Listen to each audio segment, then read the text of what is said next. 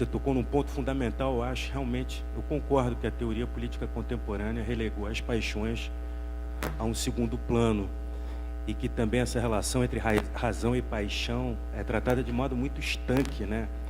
Às vezes, uma dicotomia, às vezes fica parecendo que a razão é uma paixão velada, né?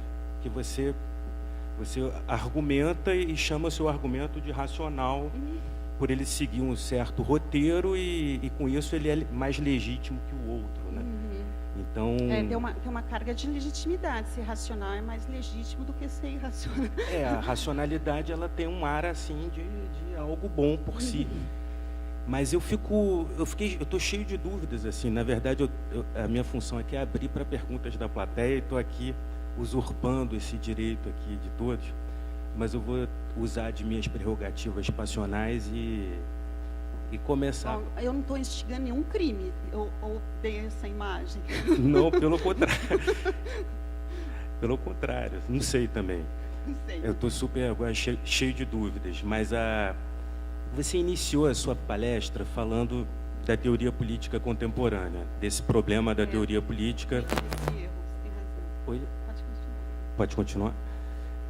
E dizendo exatamente isso, né, que essas teorias políticas, elas elas um pouco tratam a paixão como algo que pode causar interferências, que pode fazer com que o véu da ignorância não produza seus efeitos, ou o lugar ideal de fala. A gente deve justamente sempre recalcar as paixões para que a gente possa criar uma sociedade minimamente justa, equitativa, etc. Mas como você viria, a minha questão é como é que você vê, porque você chamou bem a atenção para o fato de que existem inúmeras paixões, e quando se trata do mundo político, se pensa política, tem que se pensar como as paixões, como elas mobilizam, paralisam, o que as paixões fazem.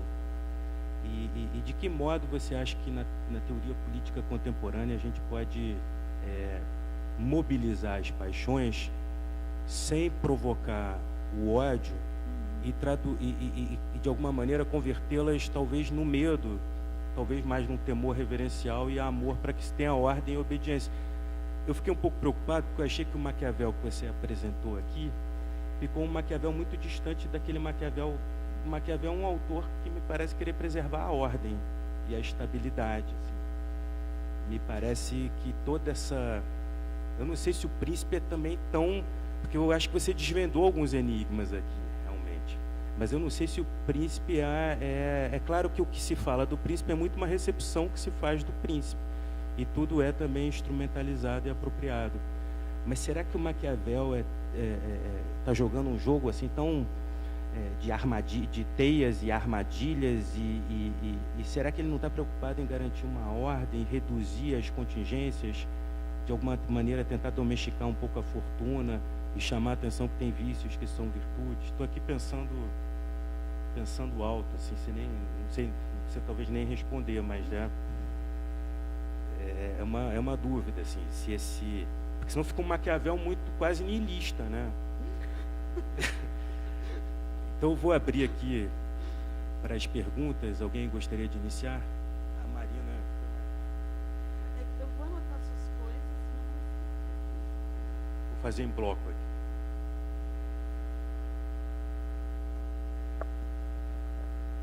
Boa tarde. Gostaria de agradecer a presença da professora, que para mim, inclusive, foi uma palestra muito importante, porque, para quem não me conhece, eu me chamo Marina e estudo no doutorado uma figura de linguagem e pensamento que é a ironia e Maquiavel. Então, esse capítulo sobre César Borgia, ele é meio polêmico, né? Tem várias leituras. E eu, com as minhas lentes irônicas, uma das questões que eu até hoje me acompanho é a questão que, se as mesmas forças que colocaram o César Borgia no poder, que é a questão do Papa, a influência do pai, etc., são as mesmas forças que o retiraram do poder. Porque tem uma passagem que ele fala claramente que com a morte do pai, ele também meio que morre. Eu não me lembro agora exatamente, que eu estou sem o livro aqui. E aí, citando Hamlet também, é como se ele fosse, no famoso solilóquio, né, recebesse as flechadas e pedradas do destino atroz. E pensando na questão da ironia, eu fico me perguntando se não se trata de um elogio irônico, porque nesse mesmo capítulo, ele mobiliza Francisco Sforza, que é um exemplo de um príncipe de virtude, que inclusive adquiriu seus domínios, etc., muito menos pela contingência e muito mais pelo esforço, a questão da conquista mesmo. E eu lembro que no final, quando ele faz algo que faz um contraste entre Francisco Sforza e o César Borgia, ele conclui falando que se ele fracassou, foi por extrema má sorte. Então ele utiliza um hipérbole, que também é uma das dimensões que, combinadas com a ironia, revela esse elogio irônico. Mas assim, essa é a minha leitura, e aí eu estou aqui expondo para todos, porque eu, de certa forma, eu me identifico muito com essa leitura retórica da obra maquiaveliana, sobretudo do Príncipe, que eu acho que é uma obra retórica por excelência. E aí, enfim, eu queria te ouvir um pouco sobre isso, e também gostaria que você desenvolvesse um pouco uma coisa que eu achei interessantíssima. Você só fez citar, e aí se pudesse desenvolver, eu ia gostar muito, que é a questão do príncipe se transformar ele mesmo na fortuna. O que seria isso exatamente? Obrigada. Bom, tá funcionando. Obrigado, Eunice. É sempre muito instigante te ouvir. E, bom, na verdade eu não tenho uma pergunta, mas algumas questões que me despertaram a sua fala, e que eu gostaria que, se possível, você reagisse de alguma forma, né? Dissesse o que você pensa disso, né? Na verdade, quando você contava a história do tribunal do César Borgia, eu me lembrava aqui, eu vou citar de cabeça, pode ser que eu esteja confundindo alguma coisa, mas na Orestes, né? O momento em que Orestes foge, as deusas que o perseguem são as deusas da vingança pelo matricídio, né? As deusas da tribo são as deusas das paixões, da vingança, no caso as fúrias, né, que são as deusas da vingança. Portanto, a justiça é feita através da vingança. E apenas para protegê-lo, né, porque ele havia matado a mãe, entre outras coisas, orientado pela própria Atenas, ela instaura um tribunal, né? E a despeito dele ser inocentado pelo tribunal, as fúrias, pela sua precedência temporal, ainda têm direito de realizar sua vingança a despeito de Atenas. E para convencê-las a não se vingar de Orestes, Atenas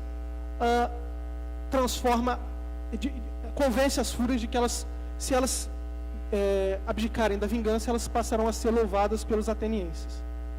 E aí elas se transformam nas deusas nas benevolentes, né? Nas deusas, portanto, da benevolência, deixam de ser as deusas da fúria, da vingança, e passam a ser as deusas da benevolência, do perdão. Quer dizer, essa imagem me remete, enquanto você falava, me remetia, especialmente quando você começou falando de Rawls e do problema do liberalismo, me remetia ao problema da relação entre as paixões e as instituições, né? Se numa certa medida é possível a gente pensar a política como a instituição de uma ordem sem selecionar boas e más paixões. E eu não sei, eu acho que a gente também trata às vezes a razão, o racionalismo liberal, digamos assim, com um pouco de paixão. Quer dizer, eu não sei se, numa certa medida, para o liberalismo, essas paixões, elas... Né, tomando o seu exemplo, Rawls, são muitos liberalismos, né? Mas essas paixões só não são legítimas, e aí se eu cometer um erro, a Sam me corrige, elas não são legítimas na medida em que elas são capazes de se traduzir em razão pública, ou em opinião pública e em voto, né? As paixões, elas são legítimas na medida em que elas se traduzem em algum tipo de deliberação pública, né? O consenso, na verdade, é um pressuposto institucional para que exista divergência, né? Porque precisa existir uma ordem comum, precisa existir uma crença comum em direitos humanos, em liberdade de imprensa, em voto, né? E, num certo sentido, claro, são muitas diferenças aí, históricas, eu não estou querendo cometer um anacronismo, mas para Maquiavel, nos discursos, as paixões também podem levar à corrupção, né? corrupção da República. A República demanda, digamos assim, paixões boas ou demanda as virtudes, né? Não sei se a gente poderia dizer de certo grau, quer dizer, eu estou dizendo muito anacronicamente, mas se as virtudes não são, de certa forma, as paixões boas, né? As paixões voltadas para o bem público. Né? Então aí há mediações contextuais aí que eu não estou fazendo, que você poderia dizer que o que eu estou dizendo não faz sentido, mas acho que você entendeu o que eu estou querendo, o meu ponto, né?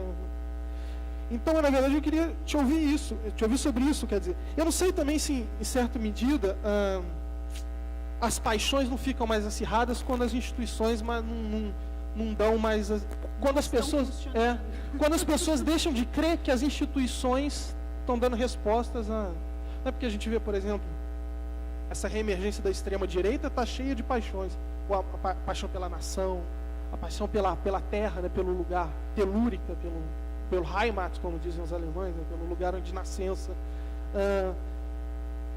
a paixão pela ditadura, pelo passado ideal de uma ordem que não existia criminalidade, não existia homossexual andando na rua, não existia essas coisas todas, né? Não existia mulher de roupa curta, né? Bom, então o que eu queria te ouvir, será que não existe pensar em instituições, seja para Maquiavel, seja para os liberais, para resumir a pergunta, seja para os liberais do século XX, não é, de certa forma, pensar, selecionar quais paixões são boas para o bem público, né, para a república, e quais paixões são nocivas para essa república?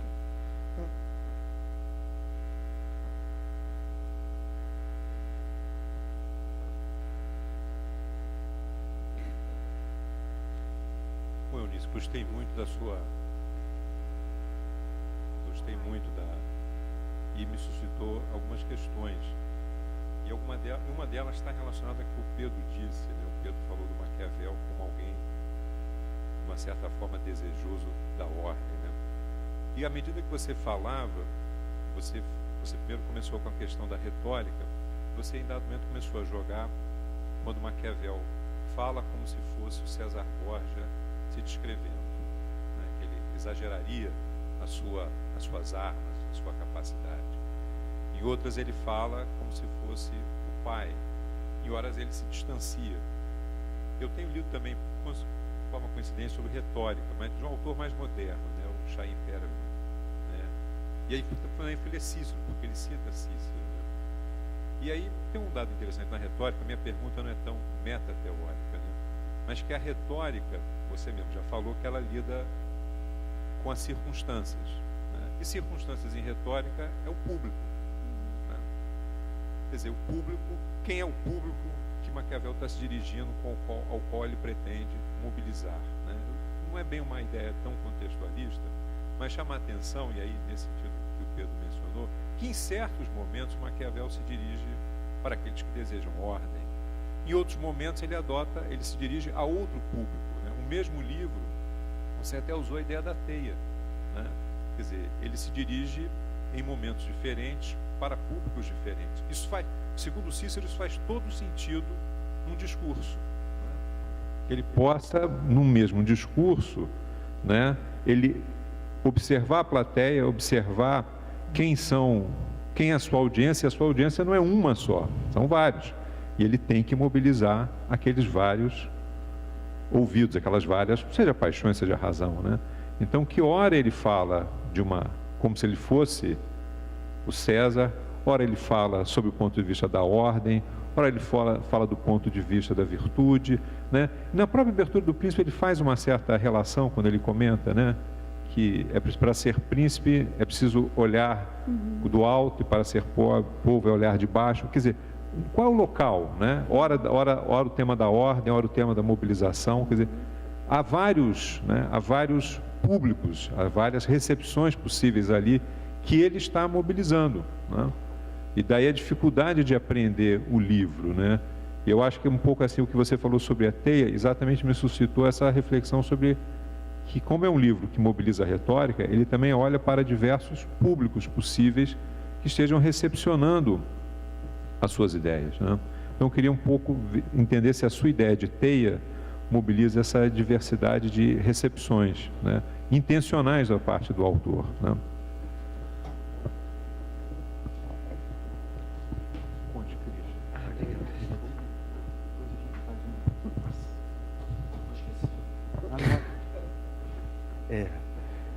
aproveitar e fazer mais umas perguntas aqui também. Você falou de vários auditórios, mas tem uma dedicatória, né?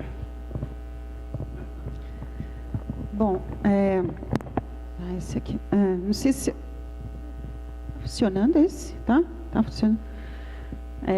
Muitas perguntas, eu não sei se eu consigo responder todas, e nem sequer se as que eu consigo responder satisfatoriamente, né? Eu vou tentar falar um pouco em bloco, embora às vezes eu possa me lembrar de um detalhe de alguém que perguntou, né? Bom, em primeiro lugar, eu acho que para o Maquiavel no Príncipe é diferente do Maquiavel nos discursos, né? Acho que as paixões com as quais ele lida no Príncipe são diferentes das paixões com as quais ele lida nos discursos, né? E mais do que isso, no Príncipe ele tem uma abordagem das paixões que, talvez por conta do problema das instituições, que eu já vou mencionar, né, são paixões neutras, elas não têm um valor, né?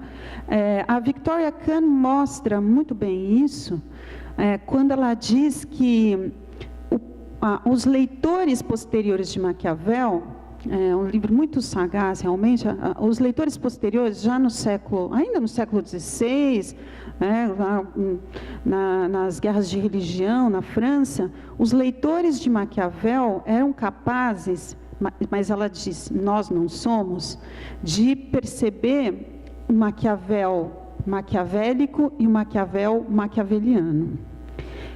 Eles percebiam o Maquiavel maquiavélico e atribuíam, né, por exemplo, a Catarina de Médici, né, que, segundo o Pierre Bell, tinha um exemplar do Príncipe no bolso e ensinava para os filhos. Eu também faço isso com os meus.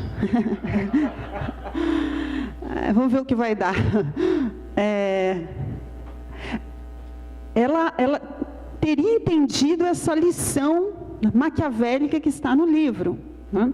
Ao passo que outros leitores na mesma época, por exemplo, leitores que privilegiavam a razão de Estado, mesmo no domínio ibérico, teriam percebido que a questão moral suscitada pelo livro, né, obedecia a uma série de outros imperativos relacionados à conquista. Então, enfim, o Maquiavel, né, esses dois exemplos quase contemporâneos, né, ainda no século XVI, com o século XVII, mostram que a mobilização retórica do Maquiavel foi muito eficaz, né? Porque, de um lado, ele conseguiu que os leitores, digamos, maquiavélicos se identificassem com o que estava escrito e que os leitores maquiavelianos também se identificassem. Nós temos dois discursos lá na mesma obra, né? Os discursos, vocês sabem, tiveram uma história de aceitação mais demorada, né? O Príncipe logo saiu do seu meio inicial de surgimento, né? E transpôs as fronteiras muito mais rapidamente. Então, mais ou menos tentando relacionar uma questão histórica com uma questão contemporânea, né?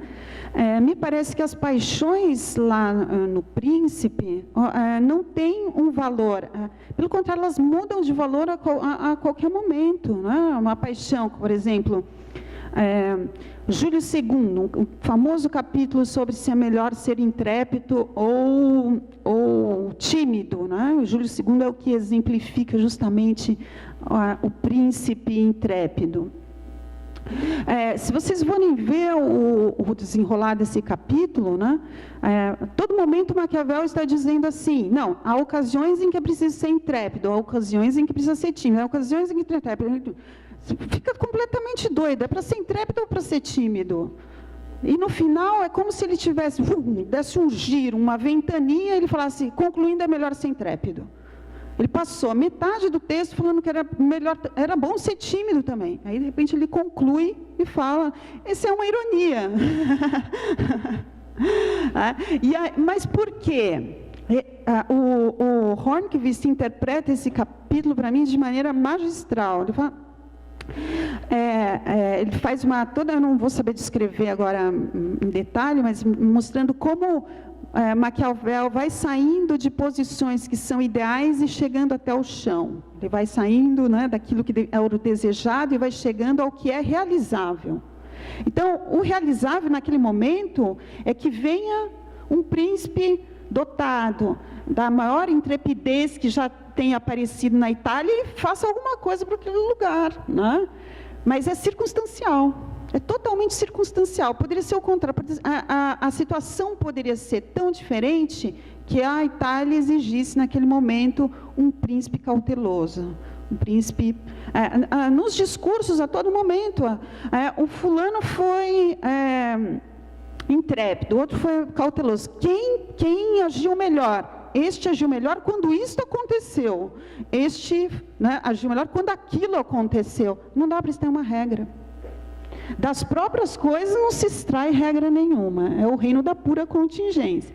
É por isso que as paixões também estão na contingência, né? Elas são avaliadas de acordo com os seus efeitos. Se naquele momento essa paixão suscitou um efeito, digamos, institucional, bom, então é uma boa paixão. Se não, uma má paixão. Há um relativismo moral extremo no príncipe.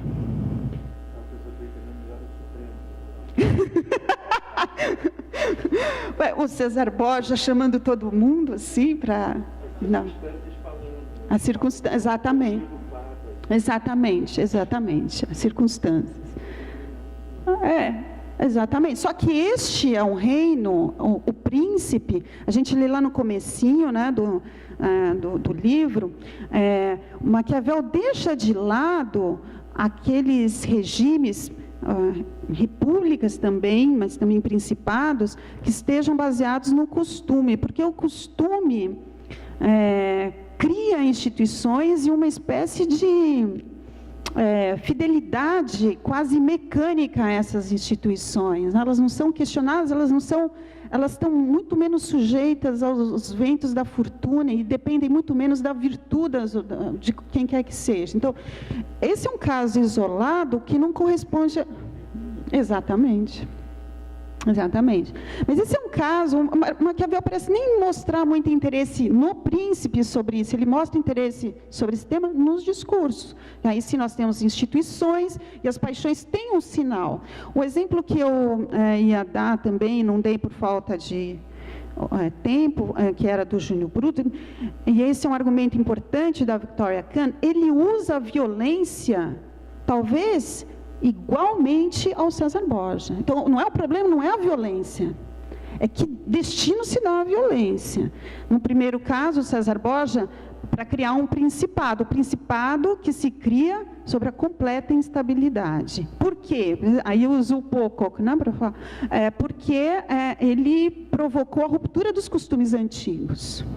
Ele tem que criar um novo. Toda vez que se cria um novo, tem que se criar novos hábitos, criar novas maneiras, novas sensibilidades, novas maneiras de se relacionar com o cotidiano. No caso das repúblicas, a relação com o hábito está institucionalizada, ao contrário dos principados. Então, os principados novos, que são objeto do livro, aí não tem instituição que dê jeito, não tem ordem que dê jeito naquilo. Eles estão sujeitos à violência da fortuna incessantemente. É por isso que, nesse momento, também nós vemos, não é, que o príncipe não pode se furtar a nada que, por mais vil que pareça. É diferente, por exemplo, se vocês forem ver o caso do Júnior Bruto, né, tem três, digamos assim, encenações do Júnior Bruto, mas a mais terrível é aquela em que ele preside a execução dos próprios filhos, né? que conspiraram contra a República. É um ato de violência, e se vocês forem ler lá o Maquiavel, o espetáculo era suscitava tal piedade, pelo pai, né? Não pelos filhos, pelo pai.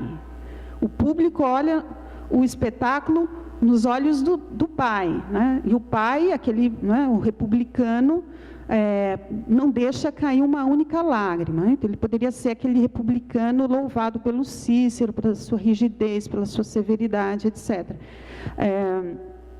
Ele preside a execução dos filhos em nome de um bem maior, que é a República. Aí tem um valor, que são as instituições duramente conquistadas, o banimento da monarquia, a tentativa de criar costumes não corruptos, e os filhos exemplificavam essa corrupção. Mas a gente poderia dizer que no príncipe tudo é corrupção. Tudo é corrupção, não tem instituição, não tem... É o mundo da contingência, da corrupção nos dois sentidos, tanto na corrupção moral, lá que a gente vê nos discursos, aquela corrupção do corpo político, no sentido da degradação, quanto a corrupção, um movimento incessante, né? Um movimento que só poderia chegar ao fim caso aparecesse de algum lugar esse príncipe capaz de dar ordem à desordem, né? É por isso, né, respondendo um pouco uma pergunta que você fez, Marina, falar sobre o momento em que o príncipe, é interessante isso, né? O príncipe, ele deveria ser tão flexível, tão variável, que ele se converteria na própria fortuna. O grau de flexibilidade que ele atingiria faria, e é exatamente esse o discurso, argumentar dos dois lados da questão e ver uma coisa se tornar o seu contrário, né? A gente está acostumado a ver a oposição entre fortuna e virtude, mas o príncipe ideal não existe, porque ele teria que ser a fortuna, né? Isso a gente vê também nesse capítulo sobre o Júlio II, né? Pois, se vocês quiserem, a gente pode procurar essas passagens. Eu também vou ter um trabalhinho para procurar, mas eu acho que mais ou menos eu sei onde elas estão. Então, sim, as paixões que são mobilizadas no príncipe e a finalidade da mobilização dessas paixões são muito diferentes das paixões mobilizadas.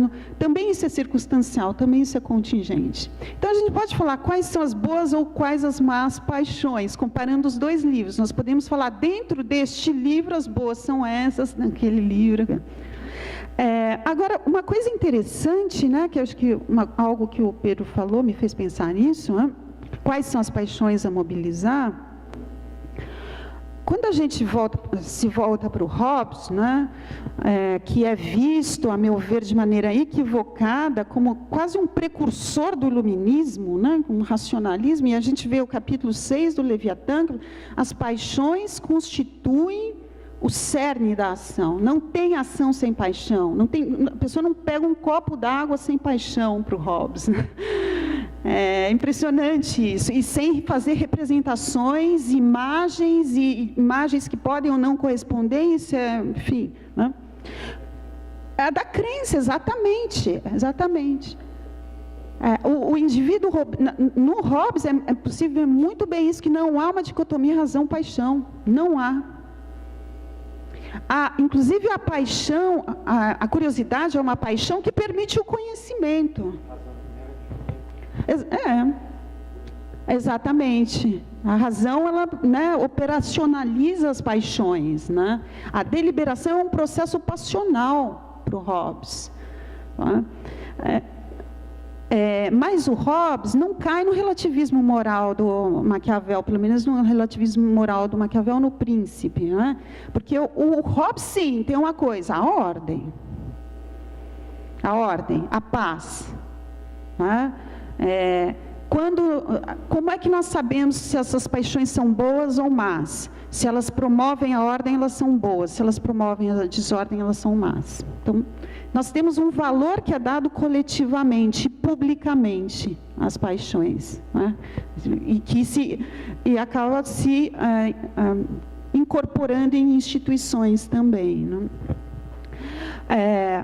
Paixões lá também são mobilizadas, né? Então, acho que essa leitura, no caso do Hobbes, do Carlo Ginzburg, é muito interessante, porque outra coisa que nós temos feito, né? Eu acho que de maneira muito irrefletida, não apenas fazer uma separação rígida entre razão e paixões lá no Hobbes, né?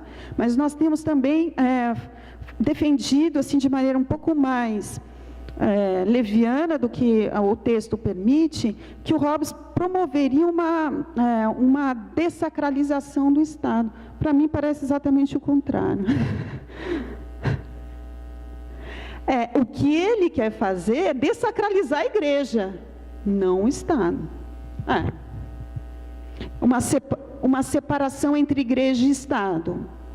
Isso em parte é assim, é uma submissão da Igreja ao Estado, né? O significado disso. Então, lá também o medo é mobilizado constantemente, e o medo é produtivo para o Hobbes, não é um medo como... eu estou me adiantando na minha pesquisa, né? Não é um medo como a gente vê lá no Montesquieu, por exemplo, né? Nos regimes despóticos, que é um medo que quase converte os seres humanos em animais, né? O despotismo, total o medo está totalmente relacionado. Exatamente. Tem vários tipos de medo. O medo nos impede nos protege também. O medo não só nos expõe, ele nos protege também. É uma paixão ambígua. Todas as paixões são, né?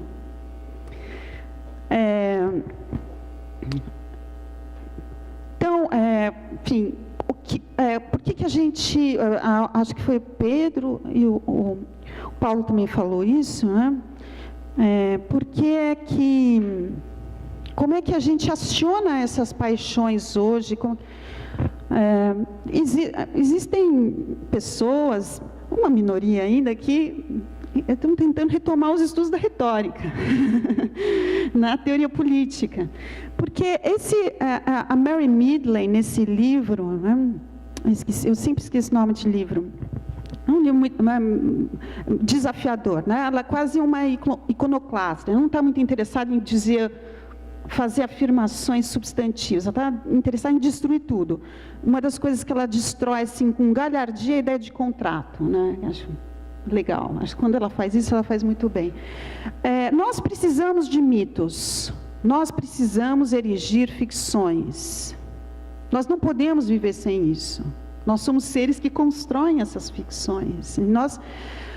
A frase que o Carlo Ginzburg seleciona do Tácito, quando eu li isso, eu falei, puxa, que coisa sensacional, né? Tudo bem, o Freud depois repetiu isso. Nós imaginamos e nós acreditamos no que nós imaginamos. O Hobbes é mais ou menos isso, né? Nós imaginamos e nós temos medo da nossa própria imaginação. O Freud falava isso, né?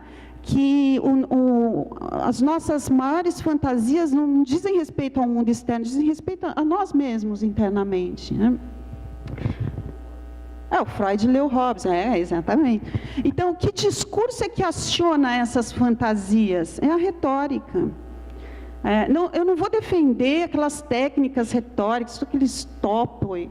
Não é isso, a ideia não é essa. A ideia é não fazer uma separação rígida que me parece fadada ao fracasso entre retórica e ciência. Então, nós fazemos ciência política, a gente não estuda retórica. Retórica é coisa para literatura.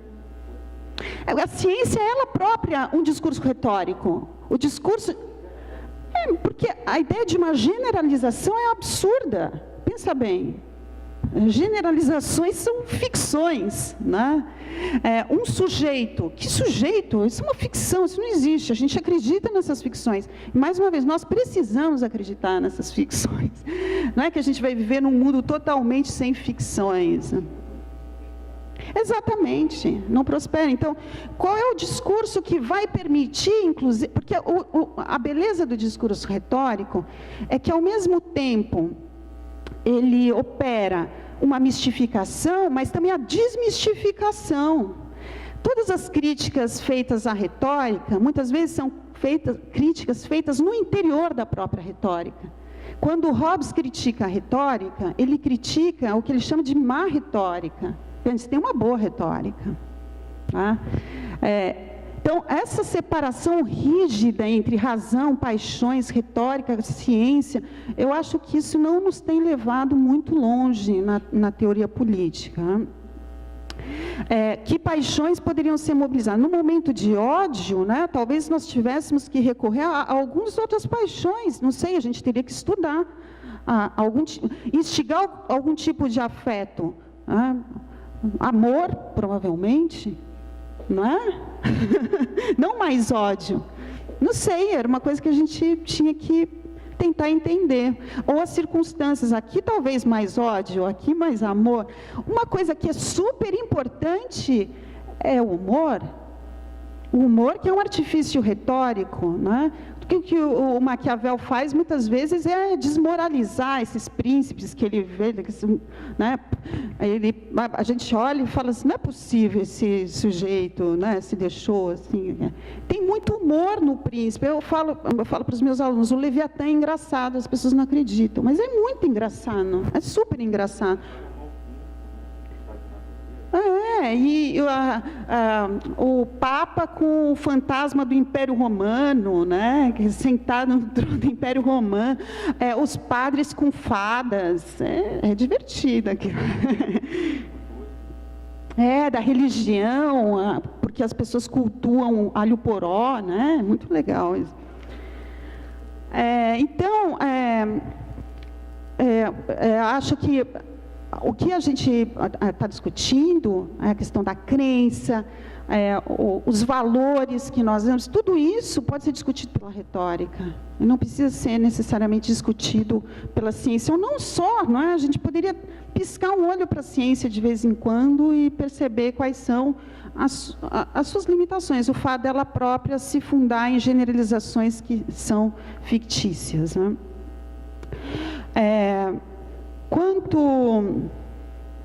Deixa eu ver, Maquiavel desejoso, só terminar, eu acho que o recurso da ironia, que é mencionado pelo Cícero de maneira muito enfática lá no De Oratore, né? Mas ele diz, nem todo mundo sabe usar, hein? Porque uma pessoa que não souber usar vai passar vergonha. É pior, fica lá com o que você sabe, não tenta ser irônica, porque o resultado vai ser o contrário. Porque quando se mobiliza, acho que o tema da ironia, do humor é interessante, porque para mobilizar essas paixões, precisa ter uma certa habilidade. Precisa saber identificar o momento de usar aquilo, o que usar, como usar, não pesar a mão, etc. Ou seja, a pessoa precisa estudar, né? Exatamente, precisa formar um ethos do orador, né? O orador precisa, né, de certo modo, que é mais uma vez o tema da fortuna e da virtude, ele precisa se adaptar a essas circunstâncias, né? Então, o Cícero recomenda o uso do discurso voltado para suscitar riso, especialmente, essa parte muito interessante, quando se trata de lidar com uma pessoa muito religiosa. O humor é a melhor arma para lidar com uma pessoa muito religiosa. É muito bom saber. É o que faz o Hobbes, né? Que é o que faz o Hobbes. Como desmistificar fantasmas? Tem que ridicularizar. Nós dizemos, olha, eu vou explicar para vocês, fantasmas não existem, porque a alma, né, ele faz isso também. Mas isso tem um alcance muito limitado, nós sabemos, né? Ele fala isso lá no capítulo 10 do Leviatã. As ciências são só um pequeno poder. Está lá explícito isso, né? As ciências são um pequeno poder, porque elas só influenciam aqueles que já foram tocados pela ciência. Então, o alcance de ação delas é muito pequeno. Já, portanto, né, essas diferentes estratégias atingem um campo de ação muito maior. Se a sua pergunta, e você lá no Príncipe tem diferentes momentos para diferentes públicos, É uma pergunta interessante, porque o Maquiavel deu o livro para um príncipe, né? Ele escreveu pensando num príncipe, um príncipe que, né, também tentava se beneficiar da semelhança, pelo menos de nome, com um grande príncipe, né, o Lorenzo de Medici. Ele deu, e o Lorenzo de Medici jogou o livro lá no baú, nunca leu, né? Seria uma suposição nós pensarmos que ele planejou esse livro para diferentes públicos. Aí é claro que, sim, quando uma pessoa escreve, talvez ela não pense em escrever só para uma única pessoa, mas Maquiavel tinha razões para endereçar esse livro àquela pessoa, àquele príncipe. Ele precisava de um emprego. É uma questão importante, eu diria. Tem gente que acha isso secundário. Pô, Maquiavel puxando o saco do príncipe. Eu não acho, sinceramente. Porque não está desempregado, porque vive de renda, né? Provavelmente. O Maquiavel não vivia de renda, ele precisou fazer essa coisa, né? Que foi tentar valorizar um pouco um príncipe medíocre, né? Então, eu acho que ele visou um príncipe que, lendo aquilo, provavelmente ficaria perplexo. Ele deve ter se divertido pensando como é que aquele príncipe não ia conseguir extrair lição prática nenhuma. Mas podia enganar. Ele queria enganar o príncipe. Primeiro porque ele era um republicano e ele queria parecer que ele não era um republicano, ele já queria simular e dissimular alguma coisa, né? Então, não sei se ele tinha tanto controle assim sobre quem o leria, né? Quando o livro atinge diferentes públicos, aí acho que essa questão talvez se coloque mais do que se coloca para o próprio Maquiavel, mas essa é uma suposição minha, eu não tenho como afirmar isso peremptoriamente, né? Mas, de fato, né, o que a gente vê lá no Príncipe, e isso tem tudo a ver também com o que ele vai escrever depois, os principados são, e tanto na história de Florença como nos discursos, os principados são essencialmente instáveis, né? Então, é como se um principado estivesse sempre fadado mesmo ao fracasso. Bom, eu acho que, não sei, talvez tenha ficado... Eu acho que é isso. O Christian foi embora, então não vai ter pergunta do Christian.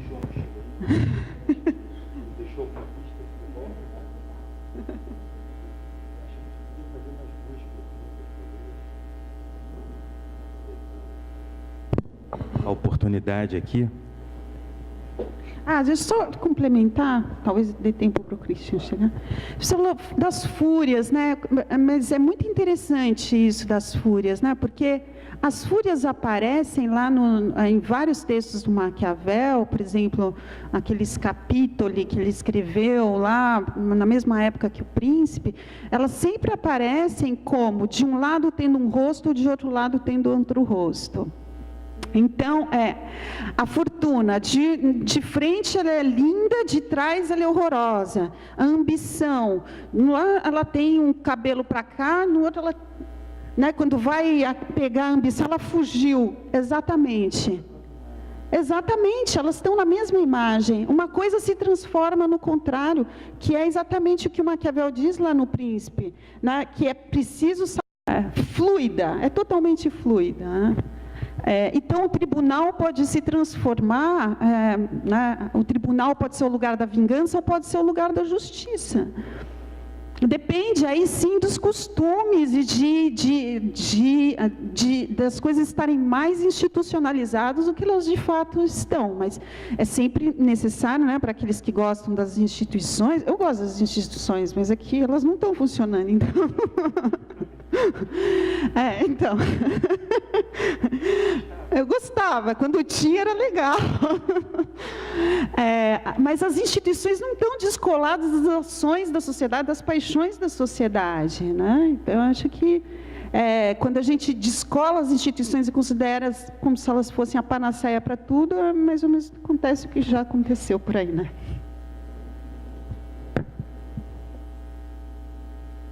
A Thaís tem uma pergunta aqui. 2 perguntas, acho que se o Christian chegar, mais uma e acaba. Eunice, grande prazer estar aqui ouvindo você. Sua fala me suscitou várias questões e paixões, realmente muito estimulante, porque essa trinca, né? Você falou de Maquiavel, de Hobbes, e aí é inevitável para mim, né, pensar também no Spinoza que eu estudo e tal, né? Porque quando o tema dos afetos, das paixões, né, de certa forma, o Spinoza apreendeu muito bem isso do Hobbes, como você falou, né, que não existe esse estanque em Hobbes, né, razão, paixão. E também muitas lições de Maquiavel, que é, por exemplo, ver esse primado das relações, né, das relações do jogo de afetos, da geometria dos afetos, né, como quase um primado sobre as instituições, né? E essa questão que eu achei muito interessante, você começa a falar sobre como as paixões vão ser convertidas em interesse, né? O homo econômicos, e depois você volta se atém ao capítulo 7 do Maquiavel, e mostra toda essa encenação, quer dizer, um dramaturgo que é um político, né? E que observa muito bem o poder, não sei da retórica, mas ou seja, retórica ou imaginário, mas de suscitar os afetos, as paixões, né? O que se diz muito, e eu acho que isso está muito presente no Spinoza, já na maneira dele optar não pela palavra paixões, menos por ela, mas mais por afetos, porque tem Descartes aí no meio, né? Para Hobbes e para Spinoza e tal. Então, se desvencilhar um pouco disso e abrir aí uma ideia de que as paixões, os afetos, são como leis da natureza, que nós precisamos conhecer, sobretudo se a gente quer ter uma vida política, né, salutar. Então, são leis da natureza. Ele fala como leis da natureza, como a chuva, como a tempestade, como a seca, enfim. Algo que devemos conhecer, as causas e os efeitos, né? E para ele, o mundo dos afetos é por aí que a multidão, o povo, se conduz, né? É por aí que podemos até encontrar a concórdia. E, enfim, então já distinguindo afetos em ativos e passivos, ou seja, não só padecemos, né? Também temos ação, podemos agir ou operar, né? Um pouco semelhante aí a padecer. Então, eu acho que é muito interessante essa trinca. Não sei se essa questão não ser estanque no Spinoza, da razão e os afetos, isso pode, de alguma maneira, te ajudar também a ler um pouco Maquiavel, porque dizem que Spinoza, lendo Maquiavel já ao final da vida, quando ele escreve o Tratado Teológico, o Tratado Político, ele...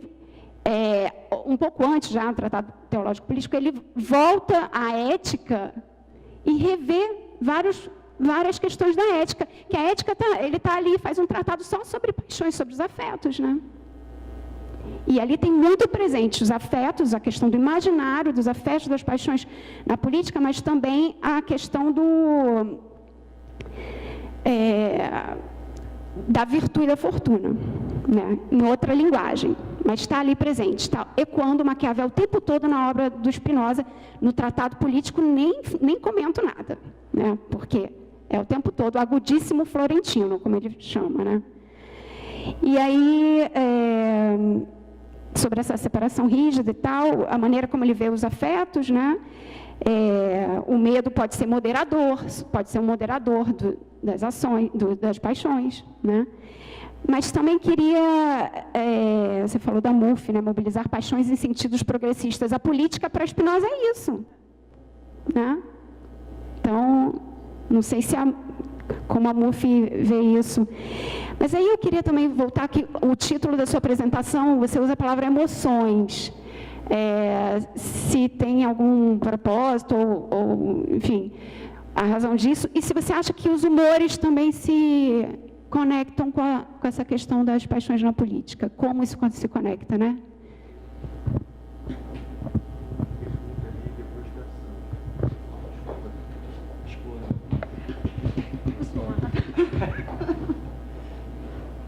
Olá. Na verdade, com a sua fala, Eunice, sobretudo naquela passagem quando você fala sobre a interface que existe entre retórica, o estudo da retórica e a teoria política, aí cita Cícero, e ao mesmo tempo a importância da sátira e da ironia para você confrontar determinadas figuras de autoridade, etc., etc., me veio à cabeça o caso do Burke, que não à toa era leitor e era muito influenciado por Cícero, né? E daí eu lembrei do caso do momento quando ele publica aquele panfleto, a Vindication for Natural Society. Inicialmente ele publica anônimo e é recepcionado de um jeito curioso, porque basicamente o panfleto é um ataque que o Burke faz ao Lord Bolingbroke, e é uma sátira na qual ele mimetiza o estilo literário do Lord Bolingbroke para criticar o Lord Bolingbroke. E aí o que acontece? Demora 9 anos para ele assumir a autoria e na segunda edição do panfleto ele fala o seguinte: olha, era uma sátira. Porque inicial... Exatamente. Porque esse explicou a piada, exatamente. É o efeito colateral do uso de ironia e de sátira. Colapso da ironia. Exato. E daí eu acho que é uma boa ilustração histórica desse argumento que a senhora estava fazendo menção. De todo modo, na verdade, a minha pergunta é o seguinte: essa sugestão de que faz sentido ter uma interface maior entre retórica e teoria política, uma coisa que me interessa muito, pessoalmente, e eu queria algum tipo de, se fosse possível, obviamente, algum tipo de sugestão de literatura que explora essas duas coisas. Só isso, obrigado. Oi, Eunice, obrigada, foi uma ótima apresentação. Eu vou fazer uma coisa meio óbvia que eu quase evitei. Eu não vou defender o Rawls, achei a citação justa, mas eu vou defender a teoria política contemporânea. Eu acho que o tema das paixões não está ausente da teoria política contemporânea. Eu acho que o tema das paixões não está nessa linguagem em toda a teoria política contemporânea, e me referindo aqui especificamente à teoria política normativa, que é a qual essa crítica se aplica mais, né? Afinal de contas, a Wendy Brown também é teoria política contemporânea, os Foucaultianos todos são teoria política contemporânea, não são normativos. Mas pensando nos normativos, essa crítica da ausência das paixões, ela se aplica mais a kantianos, mas eu acho que ela não se aplica, por exemplo, a hegelianos. E ela não se aplica à maior parte dos estudos sobre o problema da tolerância, problema do reconhecimento, dos crimes de ódio, da violência ligada a identidades coletivas, né? O que significa que não só os hegelianos pensam esse problema também, mas vários universalistas, né? Por exemplo, o Amartya Sen é um universalista, inegavelmente universalista, e tem muitos trabalhos sobre a relação entre identidade e violência. Eu quase evitei, na verdade, é que eu estou também vendo se eu consigo matar tempo para o Christian voltar. Não, ele fica sempre porque eu acho que isso não afeta em nada o seu trabalho, mas assim, Eu acho que talvez o preâmbulo poderia ser um preâmbulo à teoria política normativa que lida com a justiça, e não a teoria política normativa em geral, né? Porque nem toda teoria política normativa está preocupada especificamente com a justiça. E eu acho que, em parte, e aí agora eu vou defender um pouquinho os liberais kantianos e rawlsianos, em parte a teoria política normativa kantiana, ela constrói uma ausência da paixão porque ela está preocupada não com a ação, mas com a formulação de princípios de justiça, né? Então, eu acho que para formular coisas que são devidas a todos, né, na forma do que é devido a todos e não de como se realiza, né, pela ação política o que é devido a todos, se a gente inclui a paixão na construção da prescrição, né, a gente tem problemas porque a gente está no plano das circunstâncias, né? E o plano das circunstâncias não é o plano dos princípios de justiça, né? O plano dos princípios de justiça é o plano que é devido a todos. Eu acho que o seu preâmbulo crítico se aplica a nós da teoria da justiça, mas eu acho que é bom que a teoria da justiça pense a privatização das paixões, né? Porque a privatização das paixões não é a eliminação das paixões, né? É só a afirmação... Praticamente. Não, porque nada que é privatizado é eliminado, exatamente, né? O Estado não tem todo esse poder, nem a justiça. Mas nem da política, porque a justiça não é a política, né? A justiça é só o que não deveria ser negado às pessoas e violado pela política ou pela economia, né? Então, assim, em defesa dos kantianos e rawlsianos, eu diria que as paixões são privatizadas nas teorias deles, porque as teorias deles não são teorias da política, né? Inclusive, essa é uma das acusações que as teorias da justiça mais recebem no Rio de Janeiro, que são teorias morais e não teorias políticas. Eu ouço essa uma vez por mês. Mas, enfim, era isso que eu queria dizer, que eu acho que está mais ausente das teorias da justiça kantianas do que da teoria política contemporânea. E olha só, deu certinho. Obrigada, foi ótimo, Eunice. Eu fiz uma pergunta para você voltar. Agora ele esqueceu.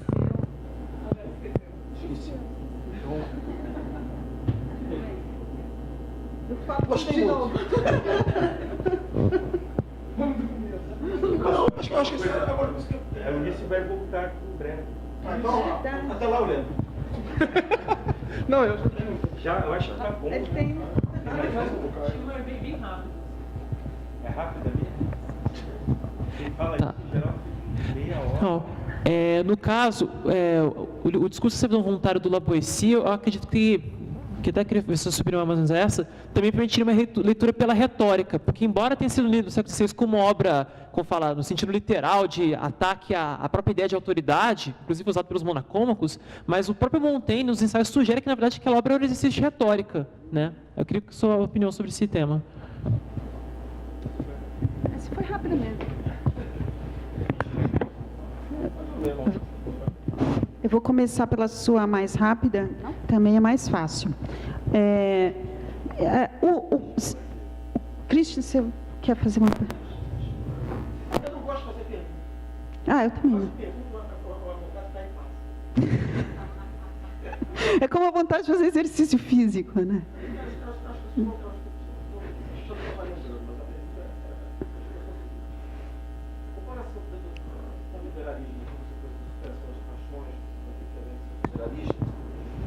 Eu não sei se essa é uma boa... O federalista, para mim, é um liberalismo conservador que eles estão tentando criar nos Estados Unidos. Eles precisam criar ordem e um governo central em cima de 13 lugares e um discurso liberal radical que está ali embaixo.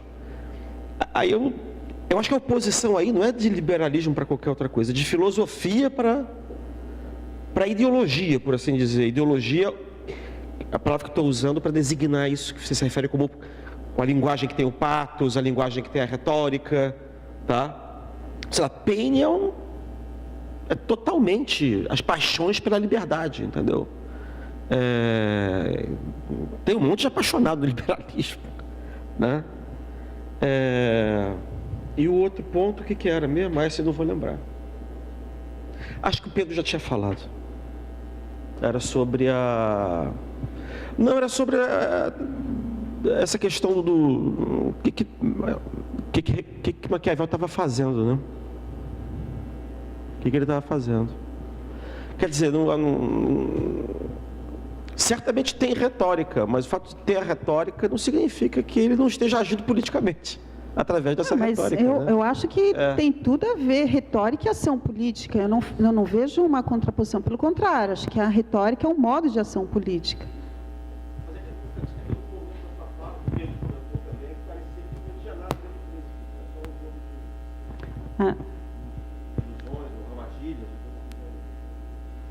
Não. Eu acho que existem recursos retóricos que podem levar a uma completa confusão a respeito das teses que o autor sustenta, né? Extrair uma ideia.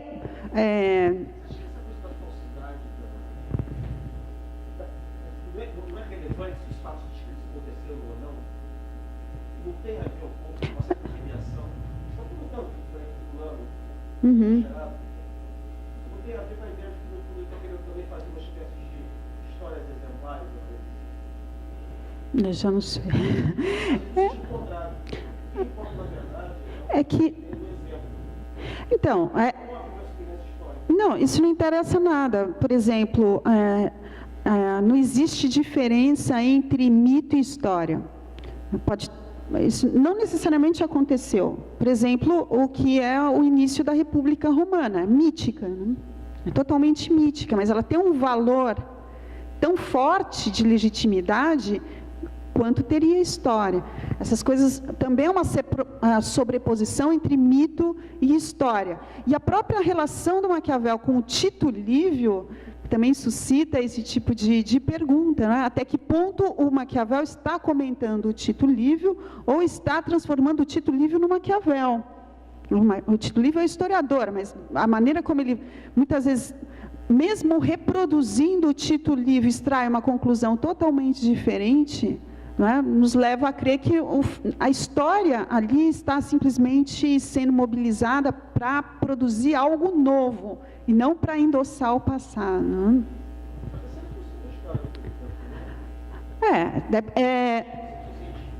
Não, nem concepção científica de história, nem concepção científica de qualquer coisa. Esse que é o ponto. As histórias científicas fez a tipologia lá dos governos, né? Mas você estava falando... também esqueci o que você estava falando. Você fez umas 15 perguntas em uma, né? Mais ou menos. Liberalismo. Não sei se o Thomas Paine aí a gente entra no reino da pura ideologia, né? Não sei se o Thomas Paine é um personagem assim heróico dos liberais, né? Como são os federalistas, né? Os liberais eles têm essa característica para constituir uma tradição de pegar pessoas muito diferentes e pôr no mesmo saco. Até o Burke vira um liberal, né, para o liberalismo. O Burke pode ser um liberal. O Tocqueville pode ser um liberal, um conservador, sei lá o que é um republicano, ele pode ser um Frankfurt, um democrata, ele pode ser qualquer coisa, né? Os textos, digamos, estão abertos para serem apropriados por tradições, né? E aí elas salientam certos aspectos e não outros. O que eu vejo é que, enfim, na recepção, né, que nós temos o Burke, o Thomas Paine não é o liberal que está mais presente nos discursos dos liberais hoje, né?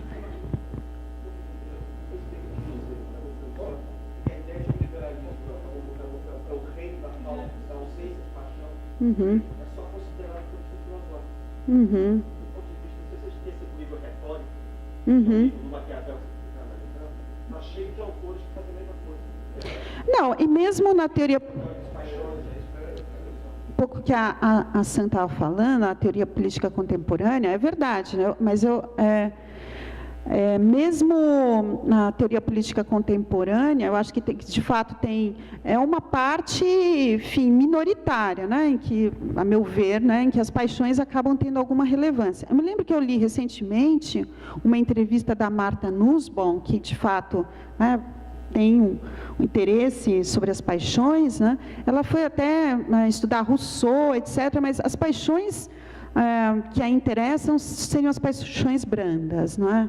Que ela considera o respeito algo extremamente frio, até não, a ideia de que eu tolero por respeito, ela fala isso é ineficaz, ninguém tolera por respeito, né? Então preciso suscitar outro tipo de paixões.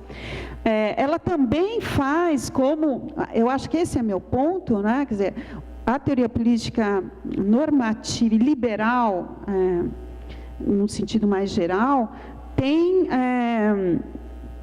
até lida com as paixões, mas de uma maneira assim, tenta domesticar. As paixões são consideradas muito, elas causam muita instabilidade, né? Elas são muito, enfim, exatamente. Então, se nós pudermos nos apropriar de algumas paixões que não causem todo esse furor, melhor será, né? Então, deixar... E a própria linguagem do direito já é uma tentativa de neutralização das paixões, né? Mas aí eu estou me aventurando num terreno totalmente ensaístico, eu prefiro não. Você tinha perguntado, né, do Lavoisier, que de fato, no momento em que, no século XVI, se você for ver o currículo, retórica, não tem outra coisa, é óbvio que eles sabiam retórica. Quer saber que autores eram privilegiados da retórica. Num lugar Cícero, no outro mais Aristóteles, depois a retórica, em alguns, o Maquiavel, tem gente que defende isso, na verdade tem uma relação muito mais intensa com o autor anônimo da retórica Ad Herennium, né, que já é um pouco, sim, já embaralha lá as categorias do Cícero, já não é aquela... Porque o Cícero ainda tem uma ideia de virtude que é muito rígida, né? A virtude que implica a moderação, uma certa abnegação, né? um esforço para domar essa intensidade, também já está lá no Cícero, embora ele não seja contrário ao orador que suscita isso, mas ele fala que o homem virtuoso sabe controlar suas próprias paixões. E até é interessante, porque a nobreza para o Cícero é descrita como o grupo que é capaz de exercer a moderação e por isso identifica melhor a república. E o que o Maquiavel mostra, principalmente nos discursos, que de moderados os senadores não têm nada, que eles são os mais ambiciosos. Exatamente. É um discurso muito favorável que eles apresentam de si mesmos, né? Então, é retórica pura, não tem outra coisa. Tem a escolástica, que tenta se desvincular da retórica, mas eu não leio essas coisas. Eu acho muito chato, não tenho paciência, já passei da idade nessas coisas. Você estava perguntando se tem alguém, né, que ultimamente tem estudado essa coisa da retórica. Tem muita gente que está estudando isso de diferentes perspectivas, porque... por exemplo, o Skinner tem estudado retórica já há muito tempo, né? Ele acaba de lançar um livro que é From Humanism to Hobbes, e aí ele discute vários já tinha escrito isso naquele livro Reason and Rhetoric, né? Philosophy of Hobbes, que é justamente como esses autores acho que não. Como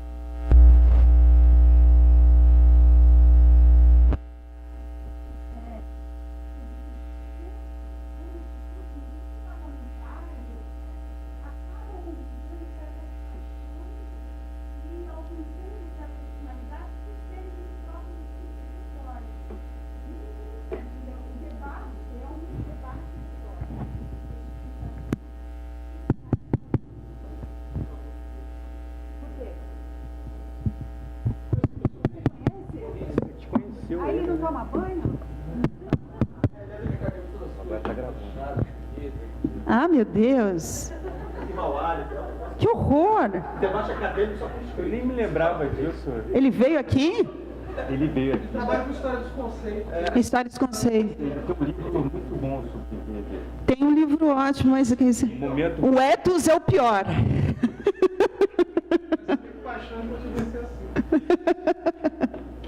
Eu nem lembrava desse aspecto. Eu não trabalho com essas coisas. Você ficou longe dele. Bom, mancha de ovo é nojento, não. Não dá. Olha como termina a palestra. Não dá, né? Não, para. Tem que falar em off. Corta. Thaís, muito obrigada pela menção ao Spinoza. Eu acho que tem, você falando, eu lembrei de duas coisas que eu acho que são muito interessantes e que de certo modo perpassa todos esses autores, né, que eu mencionei, e eu acho também o Spinoza, né? Eu estava lendo uma autora que chama Giulia Sissa. Ela escreve um pequeno artigo deixa eu ver se eu entendo aqui, no Blackwell Companion to Greek and Roman Political Thought. Ela diz assim, vou citar: política é o espaço em que os prazeres e dores resultantes do reconhecimento, autoridade e poder encontram sua expressão última. Para dizer que, de fato, nós temos afetos, né, que só podem se expressar politicamente. É por isso que o confinamento das paixões ao ambiente doméstico priva a política de um elemento essencial. Porque existem paixões que são só políticas, não é uma paixão erótica só. Embora a paixão erótica, nós sabemos, extrapole também para a vida política. O ódio implica também um envolvimento libidinal com aquilo. A gente tem que voltar a ler, né, o Reich, né? Mas exatamente como é que as relações de poder se expressam por paixões, né? Ela diz também uma coisa mais adiante, uma coisa que eu acho fundamental, né? A gente está pensando em Spinoza e estava falando no Príncipe, nos discursos, não é? Que cada regime, cada constituição, no sentido antigo do termo, não é? Cada forma de governo, cada sistema, cada episteme, conforma diferentes condições para um conjunto particular de emoções. Então, na democracia, nós vemos circulando um tipo de afeto que nós não vemos circulando, por exemplo, numa tirania. Então, existe uma relação direta entre a forma como se constitui a política e as paixões que constituem essa circulação pública. É por isso que o Spinoza, sem dúvida nenhuma, está pensando também nesses termos, né? Assim como o Maquiavel, assim como o Cícero, né? O Aristóteles. Por último, a Sam não está aí, então eu não vou responder. Meu Deus. Uma rodada de... Bom, então, deixa eu ver se...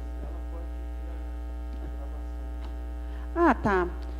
Não, é verdade que eu, de certo modo, privilegiei minha crítica ao Rawls.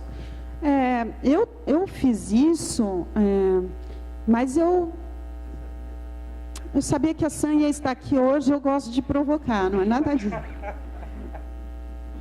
Eu acho que esses outros autores que ela mencionou, não é?